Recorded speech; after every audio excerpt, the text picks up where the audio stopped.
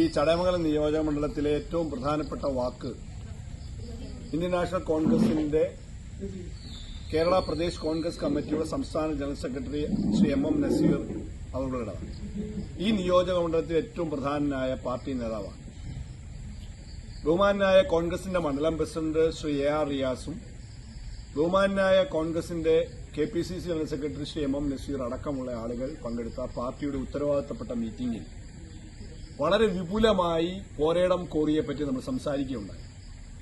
Marxist പാർട്ടിയുടെയും CPIയുടെയും ഇരട്ടത്താപ്പ് അവിടെ ഞങ്ങൾ സംസാരിക്കുകയുണ്ടായി.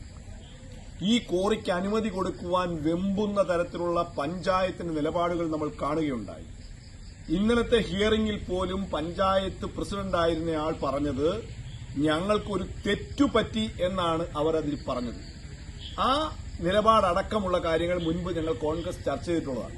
കോൺഗ്രസ് മണ്ഡലം കമ്മിറ്റി ഐകകണ്ഠേന മുഴുവൻ പ്രവർത്തകരും ഈ നിങ്ങൾ പരാമർശിക്കപ്പെട്ട ശ്രീമതി ഷജീല അടക്കമുള്ള ആളുകൾ കൂടിയ മണ്ഡലം കോൺഗ്രസ് കമ്മിറ്റിയുടെ സമ്പൂർണ്ണ സമ്മേളനത്തിലെ ഉചിതമായ തീരുമാനം കോറിക്കെതിരായ അതിശക്തമായ നിലപാട് സ്വീകരിക്കുക എന്നുള്ളതായിരുന്നു.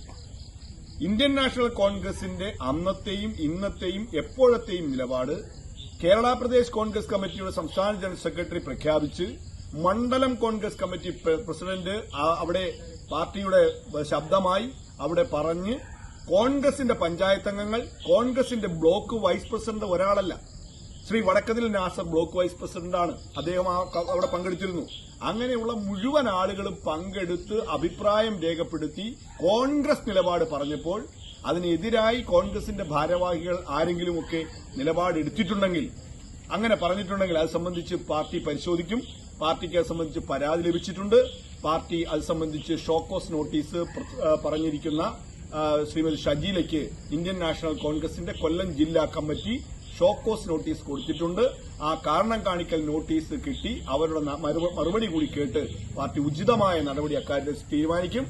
ഒരു കാരണവശാലും ഈ കാര്യത്തിൽ ഞങ്ങളിൽ ഭിന്നിപ്പുണ്ടാക്കിക്കൊണ്ടോ ഞങ്ങളുടെ കൂട്ടത്തിൽ ആരെങ്കിലും എന്തെങ്കിലും പറഞ്ഞുകൊണ്ടോ ഈ സമരത്തെ പൊളിക്കുവാൻ CPMഉം CPIയും വിചാരിക്കുന്ന രീതിയിലുള്ള നടപടികൾ നടത്താൻ കോൺഗ്രസ് അനുവദിക്കില്ല.